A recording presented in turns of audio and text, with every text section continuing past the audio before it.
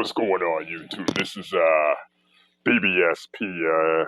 I wanted to get this topic off my chest real quick. I mean, there's been a lot of stuff going on and everything with about who's the best player in the NBA and such and such, this, that, and the third, and they try to throw all types of different names around and everything. Let me say this: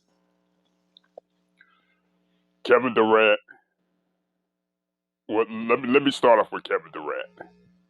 Kevin Durant, even though I don't agree with the way he moves, with the way he carries himself, with all the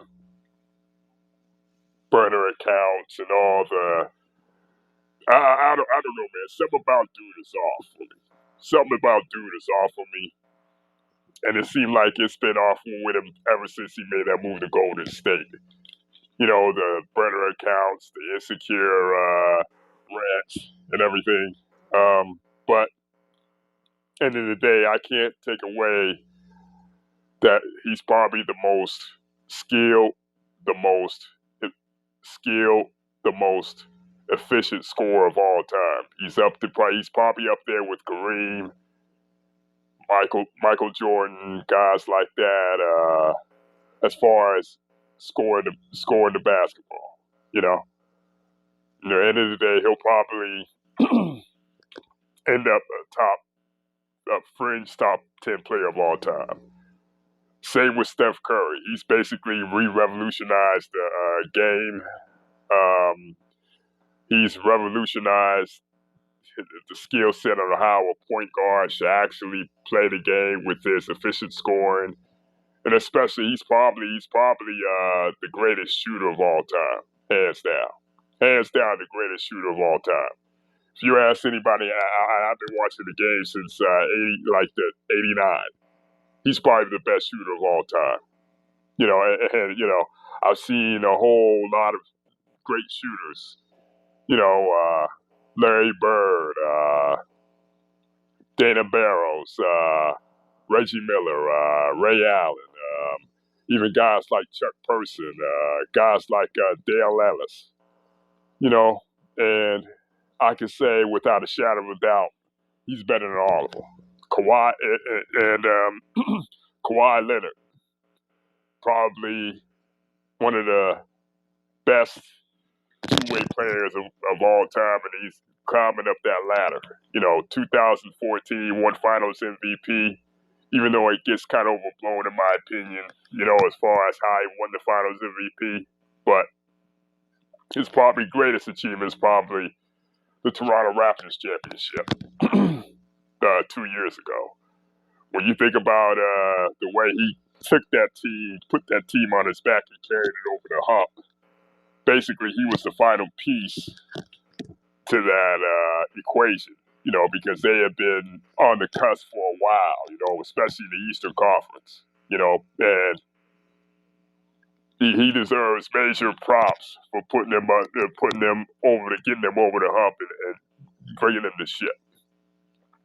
Having said all that, neither one of them guys is better than LeBron James. And I can emphatically say that because, number one, neither of those guys have come with the expectations to be great out the gate. Here you got a guy in his 18th season, a guy that's still averaging 25 points per game, 7 and 8.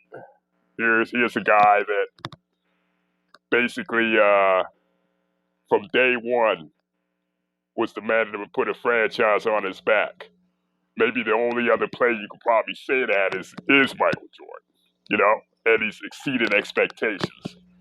It came to a point where the next best player, slowly but surely, he drew critics. LeBron James drew critics from day one, whether it's comparisons with Kobe, comparisons with other players in the league. It's always a standard that I feel as though neither Kevin Durant, Steph Curry, or Kawhi Leonard has ever even been demanded to do. And when you think about it, nobody moves the goalpost for either one of them dudes, but they move the goalpost for LeBron James. You know, every time. Now it's like that. It's like this every year. You got a lot of detractors, a lot of haters, a lot of detractors to where they minimize his accomplishments. They very minimize his accomplishments for whatever reason. They minimize his accomplishments, and you notice they only do that. They only do that with the best. You know, Floyd, Deontay Wilder, and it's Tom Brady. But I really don't put Tom Brady in that category because we know, as far as Tom Brady goes, he's in a more of a conservative league as far as fans, as far as clapback, and as far as everybody toes the line. So you could put Tom Brady in that sense where people like to diminish his accomplishments, but then really you can't, because it's not the same ritual, it's not the same fervor that people do with the aforementioned names that I said. And here's the thing. Like I said before, everybody, when it comes to LeBron James, everybody moves the goalpost. Think about it. Last 2016, a lot of people say that he got Draymond Green suspended, but when you think about it, Draymond Green was on his way to being suspended any goddamn way. When you be over coming around, going around, kicking people in the balls and shit, you'd be lucky. You'd be lucky I'm telling you, man. You'd be lucky if that wasn't street ball. You get socked in the mouth. You don't do that shit, kicking people in the balls and shit. And people talk about, well, the only reason Cleveland won that title in 2016 is because Draymond Green got suspended. But like I said before, his ass should have been suspended the previous series when he kicked Steven Adams in the nuts. So you can't go on this bullshit when he had one foot out the door any goddamn way. And you go to last year.